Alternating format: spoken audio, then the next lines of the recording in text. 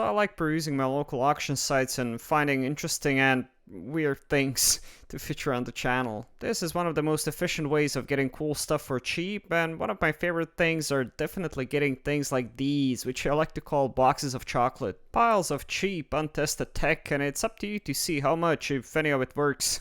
And this time it was a pile of iPhones that piqued my interest, since one of my buddies was selling a lot of 20 of them for 20 bucks. He gets tons of electronics in bulk and recycles them for precious metals, or sells them off to various companies who get gold, platinum, silver, etc. from scrap electronics. The problem is they have to be shipped without batteries, so these iPhones and modern smartphones in general are notorious for that, since they're substantially more difficult when it comes to battery removal. My buddy had piles and piles of all sorts of old phones in various condition, and I asked him where in the heck did he get these. He said he got them from various shops who were getting rid of them, and while I felt bad for some of them since I do have a soft spot for these soap bar phones, I mean I can only save so many. I did save one Motorola Razr, even though at this point all the batteries and covers were gone from them, but come on, what an awesome phone. And as a bonus, my buddy threw in a couple of extra iPhones, so now I had like 25 of them, and given I only paid 20 bucks for them, yeah, it turned out to be quite a good deal, if any of them turned out to be working, that is. And you might ask, why in the heck would anyone want these old battered iPhones, since, I mean, they're not only in bad shape, but even if they did work, what could you possibly do with them? Well, I did a couple of videos exclusively with old iPhone cameras, since I think they're actually pretty decent digital cameras in their own right, and I just like exploring old phone and digital cameras altogether, so I might find a use for these down the road. Plus, even if they don't work, I think we might do like a cool display for them, but for now, let's actually get all of these out and start testing them out. First order of business was just wiping them down, since they were all not just broken, but also kinda disgusting. I mean, who knows where they've been. After they were clean, sort of, it was time to assess their overall condition. Okay, so I don't have any great expectations from these phones. Some of them are in a really bad condition, just externally. The glass on many of them is cracked and chipped, and there's like insides exposed, screens coming off, yeah, screws missing. I really have no idea what in the world happened to these. Were they used for parts or just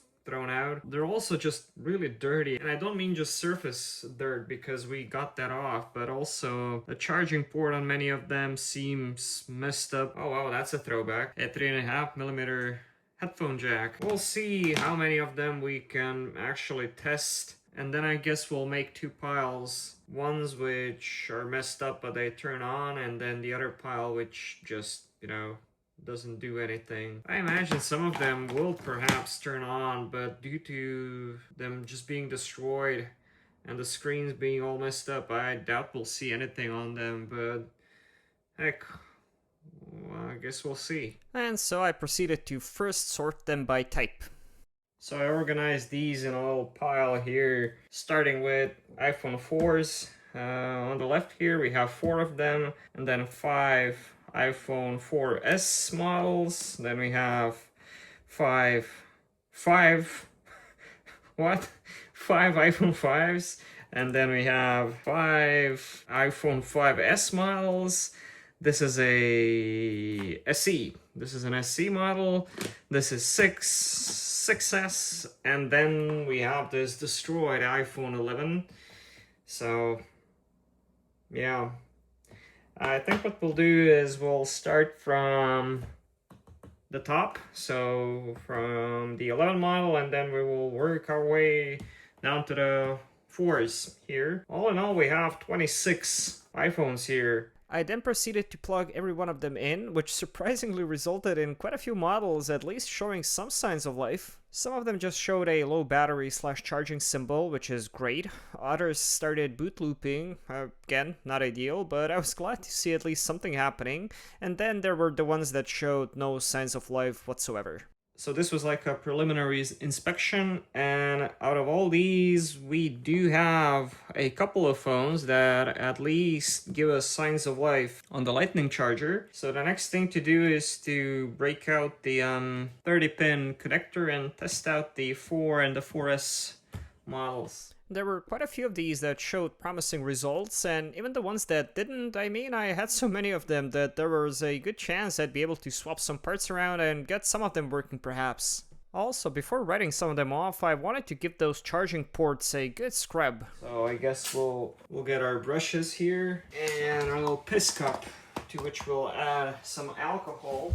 We are going to clean the ports on all of these. Some of these had crap built up inside, others were just dusty as frig, so I went in there with some IPA, a toothbrush, and a little pick, just to make sure we have good contact between the port and the charging lead. So the conclusion here is we have 9 iPhones which don't give us any signs of life, which doesn't mean that they don't have any good parts. For example, this one looks alright, but it has no charging port, I think. Yeah, we'll see if we can perhaps transplant a charging port from somewhere else. So these are not to be written off quite yet. These ones, they all give some sort of life, and these ones are the ones that we're gonna try saving. So first things first, we have to charge them. What I'll do is I'll look for as many chargers as I can get, just to see whether or not we can do anything with them when they're charged up. I found around 6-7 chargers, which meant I could do these in batches, and I left them there overnight just to see which ones would hold a charge or turn on perhaps. So some of these started turning on,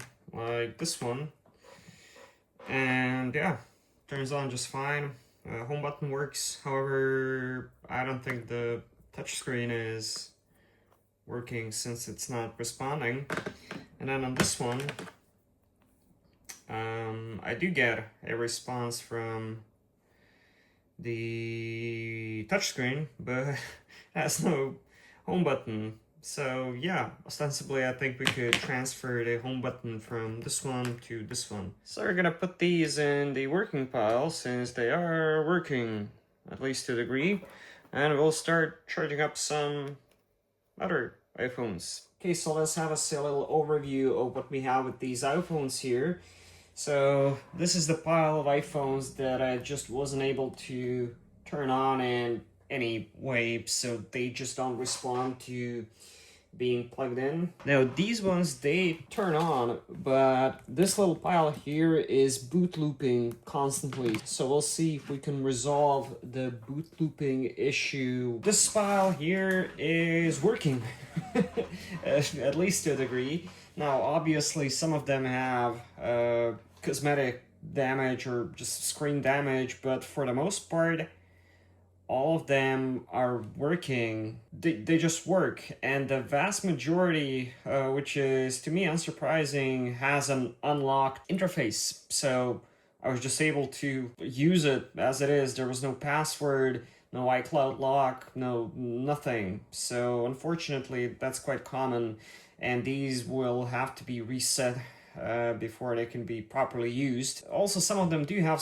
their quirks. For example, this one, the on-off and lock button isn't really responsive, so I've enabled the assistive touch, or whatever you call this thing, which enables me to lock it without pressing the power button. Also, this one, for example, is missing the little home button, but the button itself is working fine.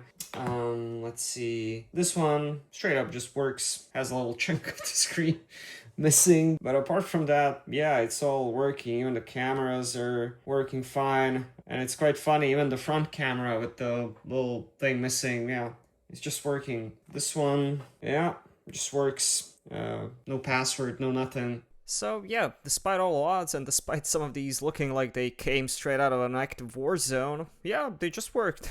However, some of them obviously needed some tweaking, either because they were boot looping or because one crucial component wasn't functioning properly, like the touch or the home button. Also, as I've mentioned, these needed to be wiped and reset, which I'll do, and some of these were in fact iCloud locked. Now, I know this is a controversial subject and something people are going to take issue with, but you have to understand, to best of my knowledge, these were never stolen in the first place. They were very likely discarded due to them being old or more likely broken ages ago.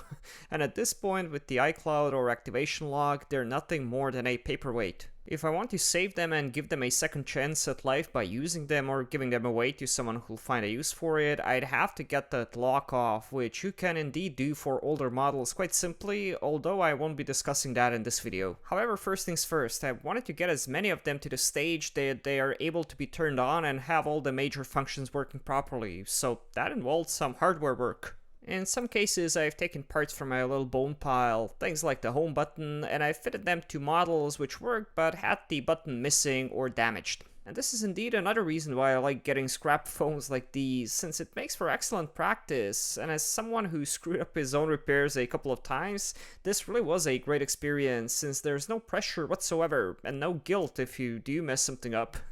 So I was just cruising, but actually fixing the issues felt just as satisfying as if I fixed a brand new phone. So along with fixing that home button, I managed to swap the screen on that one that didn't have a working touchscreen with one of the phones which wouldn't turn on at all, but it turned out it had a working screen, so that was another quick fix. I then went on to investigate the boot looping phones, and it was again a great learning experience, since I found the most common culprit on those was in fact the battery. On the majority of them, the battery wasn't just flat, I mean it was puffed up, which was scary. And yeah, if you have any old phones, I would definitely recommend checking the battery and just disposing of it before it wreaks any havoc. Now, what makes this even scarier is the fact that they're glued down pretty good, and on many of these there aren't even any pull tabs, so it's really hard to get out.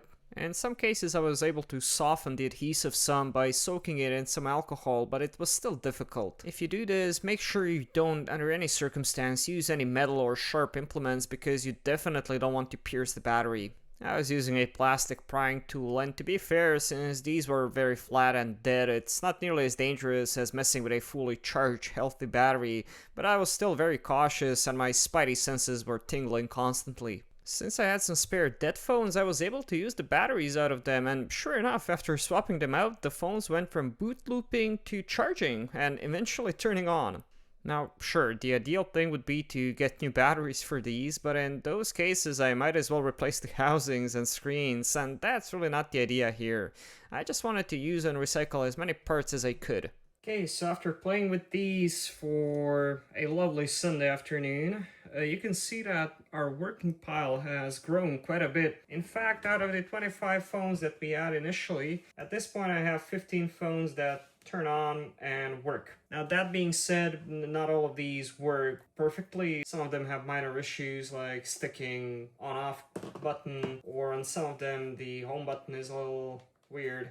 And really the biggest issue with some of these is that the phone is locked. And that's not really an issue as far as I'm concerned, because these phones are very, very old, and most of them have a comprehensive jailbreak method that I will implement. Probably not for all of them, but I think pretty much every one of these can be jailbroken. And as I need these phones and as I need to use them, I will probably jailbreak them, and yeah, so I can be used again for just fun or experiments. So at this point I went over to my computer, and the first thing I wanted to do was wiping and resetting all the models, which involved hooking them up and resetting / updating the firmware, which I was all able to do on my new Apple Silicon Mac, which was kinda cool. I thought I'd need to bust out some of my older gear that had older versions of iTunes, but nope. And after it was all said and done, I had a nice little pile of beat up but working iPhones, which were destined for scrap, but with a little bit of work and care we were able to breathe some new life in them, and hopefully they go on to do interesting things in the future. One thing I'll definitely be doing, since I have so many of them, is displaying them in some way, so that's coming up in the future. Let me know if you have any cool ideas on that, or what you would do with these. And like I said, it was a great learning experience for sure, and if you're into old iPhones or any electronics for that matter, and you see some old crusty gear at like a flea market, don't be afraid to pick them up, if they're cheap that is. You'd be surprised at how many of them still have some life left. And I hope you enjoyed this little iPhone marathon. Hopefully it was entertaining. And if it was, then great, you might like some of my other videos. I do these every week. Repairs, restorations, reviews, retrospectives, and all sorts of other nerdy tech stuff. If you like what I do and you'd like to support me, you can do so on Patreon for just $1 a month, or more if you'd like. You'll get early access to my videos, and I usually have a couple for my supporters to see first. If you'd like to chat with me and other users, you can join our Discord server. All the links will be in the video description. Thanks, and I'll see you again soon. Cheers.